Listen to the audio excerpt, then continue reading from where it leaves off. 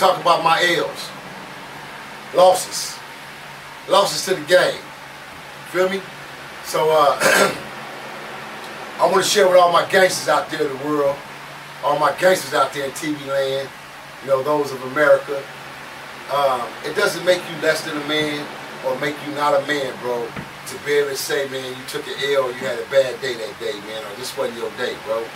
All champions go through it, man. So this is why I'm able to take the moment as a champion to be able to share those experiences with my people out there so they'll know that side of me. Everything wasn't always greatness and I didn't win every time and all the time. Yeah, I dominated most of the time, but nigga, I took L's too. Any good man will, any champion will, man. Any champion will tell you that shit, man. Period.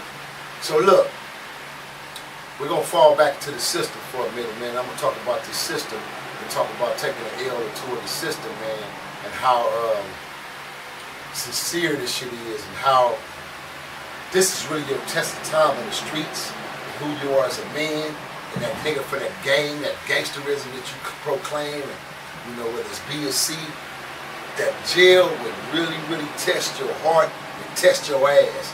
That's the test of time right there, man. So we're gonna roll down memory lane, man. We're gonna take it on back to something like, we're gonna go to the year you know, the late 80s into the early 80s, man. Right after I come through, we're going through this Hawkins case, they had us locked down at max security going in. So coming back, doing jokes after that, and coming in through 87, 88, getting out of FOSA. Now I'm a general population in the county jail. If there was still a blood module, still a crip module. But now, the twist to that now is, the only way you end up on a module is they don't force you to go to a module, or they don't make you go to the module no more like they used to. When we first come in and we was coming in central booking, you come straight in. 9 times 10, soon you come in, the sheriff's gonna read tattoos. They're gonna ask you if you got tattoos, if you got gang tattoos on, whatever that gang is, legally they send you to a module. You're going straight to a module, whether you want to go to one or not. If you talk about you don't want to go to the module, then they're gonna send you to a hole. It's the only choice you have. The module or to the hole. Bottom line. So they used to force motherfuckers to go to the module by then, because now that was when we opened up the door and started the trend for Bloods to be able to have safe haven, because they had us outnumbered in the early 80s when I was telling you about the UBN origin and the origin of that aspect in early 80 and 81, 82. So this is why we came about with the blood module, because we used to have pure module. And the pure module was where we would all congregate and meet up at when we were in general population. And it was only like 6 or 7 niggas out the whole population, so we'd meet up at this pure module. So me and Peabody, we structured the idea of like, shit, we need one section, one place for ourselves. So Peabody, you know, more or less had a connection with the police because of his authority figure, you know, and his leadership at that time. So, like I explained back then, OSS had just came about, Operation Safe Street. So OSS put the shit all in effect, where they would make the separation, you know what I mean, in order to give us a safe haven, because they knew the Bloods were outnumbered in the county jail, no matter what. The Bloods were outnumbered, whether it was county, whether it was Wayside, whether it was OHJJ, CJ, which is the old county jail. The Bloods is outnumbered wherever they go, because the Crips multiply. They're deep, feel me? And so, and during this time, Crippin' was crippin'. Niggas was crippin', sagging, really crippin', and banging, nigga. Where you from, cuz? That type of crippin', nigga. Ain't no, you gonna slide in on some player, cool, you cool shit, and ain't nobody saying that to you. Niggas was banging, nigga. You feel me? So, every time, you had a choice. You either bang with the bullshit, or you get rolled up. So, I'm in the county jail.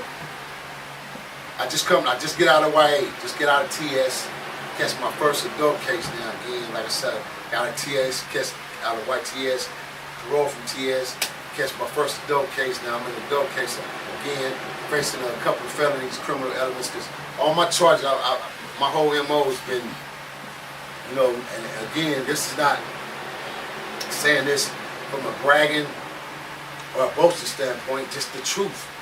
I've never been to jail for no robberies. I've never been to jail for no, you know, robbery, kidnap maybe, but not no robbery. But Never been in jail for no robberies or no old ladies or robbing my peoples, none of that type of shit.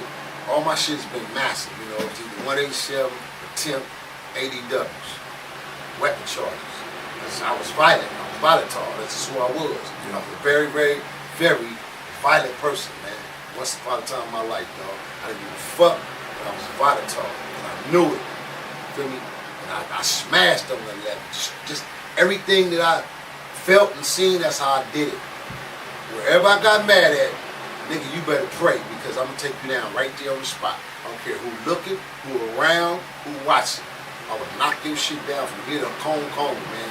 Get out of line with me, my nigga. And dare that motherfucker go say something. Because now I'm coming to get you too, nigga. Because it was like that. So, thank you, God, you know, Allah, bringing me out of those challenges and raising me to become this king, this prominent father, man, I am, man, you know. He gave me great changes and growth as well, man. So I'm able to sit here today and share this, you know, this livelihood with my supporters and with my people out there. And my haters, man. Y'all my #1 fans, you know, whether y'all want to accept it or not. The haters are my #1 fans, man. #1. So yeah, man, I'm fresh out of the county, fresh out of YTS, catching the dope case, fuck around. I go to the county jail. This particular night, I get caught up in some raid bounty hunter lot. I had just went to one of my big homies, feel me, and told my big homie, man, you know, I'm trying to get on, man, get some money, man, you know, get at me. So I was hollering my big homie Cartoon, basically. And then I left, came back later on, and Toon hollered at me and said, hey, nigga, I got something for you. So he told me, go there and look in the bushes, and boom, boom. So I went to the bushes and got the little brown paper piece bag, and I'm like, oh, she's it. Oh, good looking out, big homie.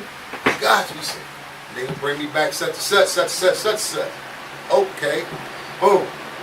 So now, I'm out there, I'm in the bounty hunter lot. And now, at this time of era, if you wasn't no bounty hunter, you ain't even in the bounty hunter lot. It's simple. You ain't hanging, you ain't over there chilling, smoking no weed, none of that. If you ain't LB, you're not down there in the LB lot. It's simple. Only niggas in the lot boy lots was real lot boys. You niggas in the bounty hunter lot, real fucking bounty hunters. First, second, third generation. That's it. That was the cutoff. And the third generation was our little homies under us. And that's because they was grooming and watching us, or they runners, or they fucking with us, or they work for us. So that's the only way with how they was in there, because they was recruiting and the next generation of the bounty hunters. Other than that, you wasn't in that lot. Roaming the whole entire projects, you had to be a real nigga out the Nixon, a real nigga out the projects to roam the entire projects at 12 years old, 13, 11. You feel me? Not, nigga, you couldn't roam on 115 and you lived on 112. You wouldn't go on 114 and you lived on some more. You just wouldn't do it. Niggas were scared. Nigga, you were living in the project for 10 years of your life, ain't never seen the other side besides the gym, because that's when we have our little Christmas festivity or holiday, Thanksgiving, so then the families would come to the gym. Other than that, nigga didn't roam to the projects. You had to be a real nigga in the streets, out the projects, to roam the projects. You feel me? And I roamed the motherfuckers on a regular. Loved in my hood. Couldn't pin me out my hood. So I get caught up, man, basically for that brown paper bag. You know what I mean? They did a raid, and I get caught up for that brown paper bag, and that brown paper bag consists of an 8 ounce of a Wizard, an 8 ounce of Bizarre or Wizard, feel me? Peace out, PCE, feel me? And so I get caught up, go to the county jail. Now I gotta get ready to fight this case. So now I'm in the county jail. I don't have a bail yet because they throw my parole hold on me immediately. So now I got a parole hold on me with no bail, with a possession for sales, 1135 PC. You feel what I'm saying? So boom, I'm in the county jail, dog. I go through reception center, go through all that, and this way knocking the nigga perms out. Excuse me, TV land. But every nigga who listens to the story right there is gonna take that second to laugh just like I'm laughing. They know I'm telling the truth. Well, they had some shit in their goddamn county jail, and back then we was wearing the kitty kits, and the Jerry curls first came out and the perms. Nigga, listen. Butt ass naked, you butt naked, you standing there, they spray you like your animal. Shh. With all this white chemical shit. They spray it all in your hair, my nigga. By the time you make it to the shower, it's gone. Nigga shit falling out like patches, bro. Nigga trying to keep the purr right. You know it's wet, it's silky, you do all these numbers, but go like this, whole full of hair all in your head. 2-3 days later, you got up in the mouth, you trying to twist it and braid it yourself. Shit falling out in your head. Slowly but surely, every day, this shit breaking. Like it's breakdancing. Damn. You think it was something a chemical that they were spraying? Yeah, it was the chemical. Yeah. Because they stopped it after about 15 years. They stopped this shit because it was the chemicals. Not it was damaging people's skin and the hair. You don't know. It could be causing cancer. All that because this was the actual chemicals that they sprayed like lights and for lights and shit like that. Yeah. So they would spray it on us. Yeah. We're supposed to spray the bread, the sheets, and the beds and the clothes with this shit. Not they would have a Nomax suit on with the whole canister on their back or sitting on the ground. Next, you walk up, butt ass naked, shh, turn around, shh, spray it all over your body, front to back. White chemical, then you go in the shower, take a shower. Yeah. Feel me? And that's how they were sterilizing and sanitizing the county jail back then in that area. Yeah. Now they don't do none of that. Niggas go in there with syphilis, all kind of shit, and get your clothes and send you on to a module. Nigga, do it how you gonna do it. Nigga, we don't care if you die, man, no more. Dang. Niggas up in there dying, man, just from sickness, bro. Yeah. What you call those scab diseases? That's why when I go to the county, I go immediately into character, my nigga. I'm beating shit up, I'm beating niggas up. You send me to the hole, give me a one-man cell. I'm not catching nothing up here from none of these dirty niggas. None of that. You can't drink no water. Bro, it's shit is just it's unsanitary, bro. So taking us back to memory lane, I'm in the county jail, 1982, fighting this case on no bail. Now mind you, I'm a general population. I get my bed and everything. My nigga, they send me up to 3638. 3,000 flow, 3638. 3638, 4-man cell. Yeah, 4-man cell, 2 and 2, 4-man cells. And as you got Denver, Baker, Charlie, Abel. 4 rows. Bottom tier, top tier. They sent me the Charlie row, top tier, cell 13. No, excuse me, Denver row, cell 13. Denver row is to the wall. So you got Denver, Charlie to the wall. Then you got Abel and Baker in the middle. Then you got the next module over, which is 38, right? Yeah. So bam. Call my name, get my bedroll. It's nighttime when you're going in. Get my bedroll, bell to the cell. Rack the gate, I go in the cell. Soon I go in the cell, it's old niggas in there. Yeah. Older niggas, like in their 30s. One dude was like 40, almost 40. Boom, I threw my bedroll on the top bunk. Dude raised up, look up. Hey, what's going on, young? What's up, youngster? Watch up, homie. They heard me say some watch. Look, then this light-skinned nigga on the top bunk over here, he raised up. I said, where you from, youngster? I said, I'm from Body Hunters, homie. Immediately, I'm on some banging shit like, cause I'm groomed, I'm trained. This is my first round in the county already, so I got to go in banging. My name, nigga, the hood gotta hear my name in here. Nigga, that nigga be in there, that's how we was getting it. Yeah, yeah. So, nigga, I got to go in banging for Body Hunters, homie. And when I said it loud. Nigga go, hey, cuz, hey, what cell that is, cuz? Hey, cuz, what cell that is?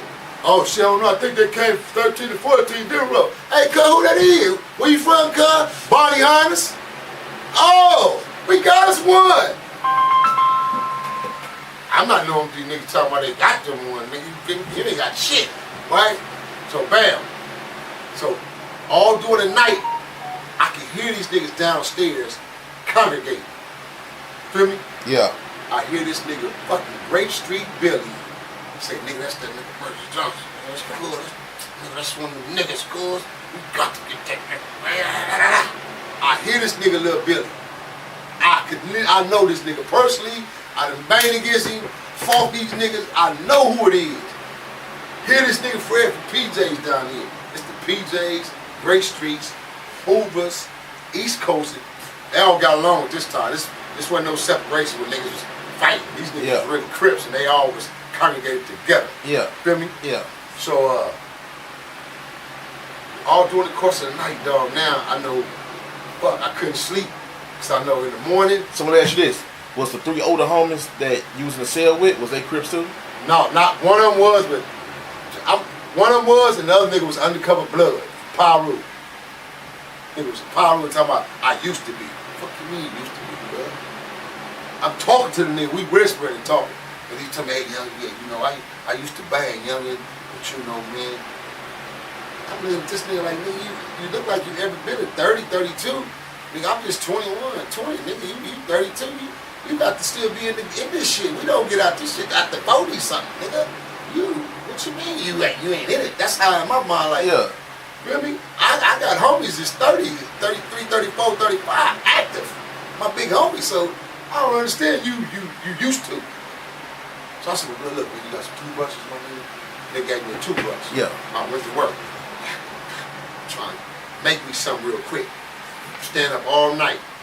Now, mind you, my nigga, when you come in the county jail, you get to keep your shoes on, your personals, but not your clothes. Okay. Put your blue jumpsuit. Yeah. Right? I mean, before we had our jumpsuits, it was 2 pieces. Yeah.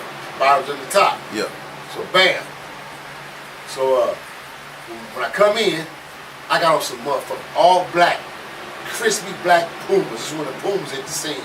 I got on the all black Pumas with all fucking fluffy, thick red shoestrings on motherfuckers, red and gray. Bang! Nigga. Woke up the next morning. Chow time, chow! And shit comes so quick because it's court call at this time. Because we talking about 5, 6 in the morning. And it's chow and they run the court line. So I was up all night. Yeah. So they run chow. So they say chow time, chow. I shot out the gate. Shot straight out the gate, straight down to the front. So now I'm down at the front. Now I can see how everybody getting. Gates are racket. Boom, boom, boom. Niggas is stepping out. Putting on this shit. It's early in the morning. Niggas stepping out. You can hear niggas cuz this, cuz that, cuz. Niggas looking over the TV talking to niggas downstairs. Yeah, cuz. With that PJ Watt crib like cuz. Great Street, Watts, cuz, Baby Low, Hoover. That's all you was hearing. Just Harlem.